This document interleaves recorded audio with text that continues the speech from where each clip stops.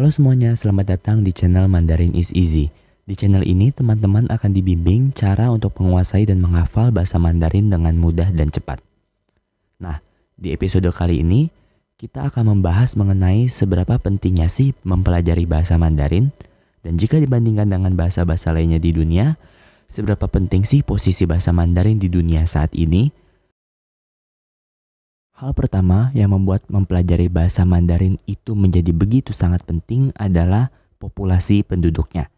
Nah, seperti yang ditampilkan di layar teman-teman, berikut ditampilkan daftar negara dengan populasi terbanyak di dunia. Posisi pertama ditempati oleh negara Tiongkok dengan total populasi sekitar kurang lebih 1,4 miliar jiwa. Kemudian disusul oleh India dengan kurang lebih total populasi 1,3 miliar jiwa. Kemudian Amerika Serikat sekitar 300 juta jiwa, kemudian negara kita, Indonesia, sekitar 268 juta jiwa. Populasi yang besar yang dimiliki oleh Tiongkok membuat bahasa Mandarin sebagai bahasa ibu yang paling banyak digunakan di dunia. Ya tentu saja dong, karena negaranya memiliki banyak penduduk, ada banyak orang, pasti banyak orang yang menggunakan bahasa itu. Kemudian kita lihat dari luasnya negara Tiongkok. Tiongkok merupakan negara terbesar di dunia saat ini setelah Rusia dan Kanada, dengan luas sekitar kurang lebih 9.500 km persegi atau 6,4% dari luas seluruh daratan di bumi. Luas negara Tiongkok ini tidak jauh berbeda dengan luas negara Amerika Serikat, karena jika teman-teman melihat dari berbagai sumber seperti Google ataupun Wikipedia, Tiongkok merupakan negara terluas ketiga di dunia jika berdasarkan hanya daratannya saja. Tapi jika mencakup lautan, maka Tiongkok menjadi negara terbesar keempat di dunia karena lautan Amerika jauh lebih luas daripada Tiongkok. Kemudian kita lihat dari kekuatan yang dimiliki oleh negara Tiongkok. Saat ini, Tiongkok sudah menjadi salah satu negara adidaya atau negara superpower di dunia. Kita lihat saja dari posisi ranking militernya yang menempati urutan 3 di dunia. Jika dibandingkan dengan Amerika Serikat masih menempati urutan pertama. Ya walaupun Tiongkok masih kalah secara militer, tetapi secara pertumbuhan ekonomi, Tiongkok mengalami pertumbuhan ekonomi yang jauh lebih pesat daripada Amerika Serikat. Seperti yang dapat teman-teman lihat, pertumbuhan ekonomi Tiongkok per tahun yaitu 5,7%, sedangkan Amerika tidak mencapai 2%. Lebih lagi, jumlah populasi orang miskin di Tiongkok jauh lebih sedikit daripada yang dimiliki oleh Amerika Serikat, walaupun Tiongkok memiliki jumlah penduduk yang lebih banyak. Tentu ini merupakan sebuah prestasi yang sangat dibanggakan bagi Tiongkok. Sejak dari zaman dahulu, kita tahu sudah ada negara ataupun bangsa yang menjabat gelar sebagai negara adidaya di dunia.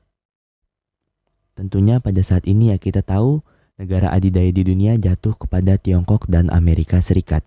Tentunya untuk menjadi negara adidaya ada banyak faktor yang perlu diperhitungkan seperti ketahanan, ekonomi, militer, dan lain sebagainya. Nah, jika kita lihat dari zaman dahulu, ada banyak peradaban-peradaban yang pada saat itu merupakan peradaban adidaya di dunia. Contohnya peradaban Mesir di Mesir, peradaban Persia di Iran, peradaban Romawi di Eropa, dan peradaban Tiongkok di China. Ada hal yang menarik pada peradaban Tiongkok karena sampai pada saat ini, negara Tiongkok merupakan negara yang masih dipandang sebagai negara adidaya di dunia. Ya, semenjak dari zaman dahulu, Tiongkok sudah mempertahankan statusnya sebagai negara adidaya di dunia. Kemudian, hal yang membuat mempelajari bahasa Mandarin begitu penting adalah karena Tiongkok merupakan akar dari berbagai kebudayaan yang ada di dunia. Contohnya kebudayaan di Asia Timur. Kita bisa lihat seperti kebudayaan Jepang dan kebudayaan Korea, sistem penulisan mereka sangat mirip dengan sistem penulisan yang dimiliki oleh negara Tiongkok. Tidak hanya di Asia Timur, Tiongkok juga memiliki pengaruh pada negara-negara lainnya seperti negara-negara di Asia Tenggara, contohnya Singapura, Thailand, Malaysia, Kamboja, Vietnam, dan juga negara kita, Indonesia. Hal ini membuat banyak sekali Chinatown atau perkumpulan-perkumpulan keturunan Tionghoa yang dapat ditemukan di berbagai negara di dunia.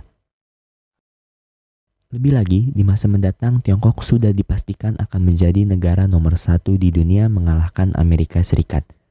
Ya tidak heran lagi sih, pertumbuhan ekonomi Tiongkok jauh lebih pesat dari Amerika Serikat. Sekitar tahun 2030-an, diperkirakan Tiongkok akan menjadi negara nomor 1 sebagai negara adidaya di dunia, kemudian disusul oleh India sebagai negara nomor 2, negara yang memiliki pengaruh ekonomi paling kuat di dunia, kemudian Amerika Serikat, kemudian Indonesia, dan yang posisi kelima ditempati oleh Brazil. Hal terakhir yang membuat mempelajari bahasa Tiongkok itu begitu sangat penting adalah karena bahasa Tiongkok termasuk dalam salah satu bahasa resmi PBB. Bahasa resmi PBB ada bahasa Inggris, bahasa Spanyol, bahasa Rusia, bahasa Arab, dan bahasa Tiongkok itu sendiri. Bahasa-bahasa ini termasuk bahasa resmi PBB karena bahasa-bahasa ini memiliki pengaruh yang begitu luas pada masyarakat dunia. Nah, sekarang kita sudah tahu betapa pentingnya untuk menguasai berbagai bahasa di zaman sekarang, apalagi bahasa Tiongkok yang sudah diakui begitu luas di dunia. Nah, kali ini channel Mandarin is Easy ingin memberikan tips dan triks untuk menguasai bahasa Tiongkok dengan mudah. Berikut ini adalah tips dan triksnya.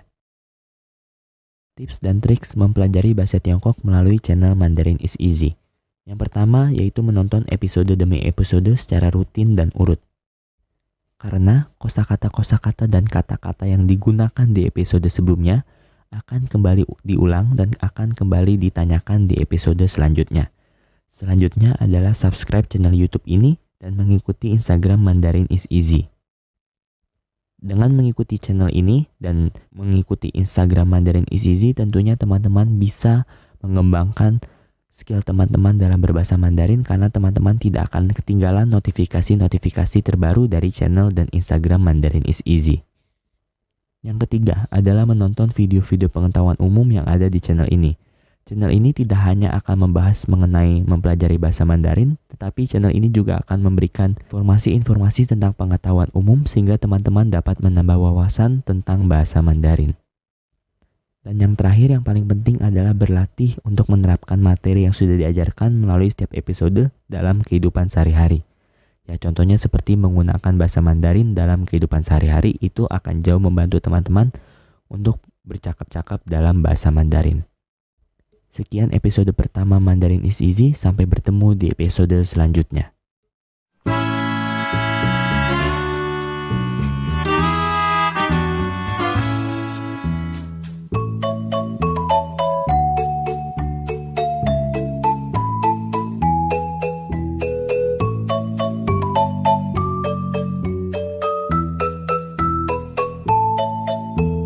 La la la la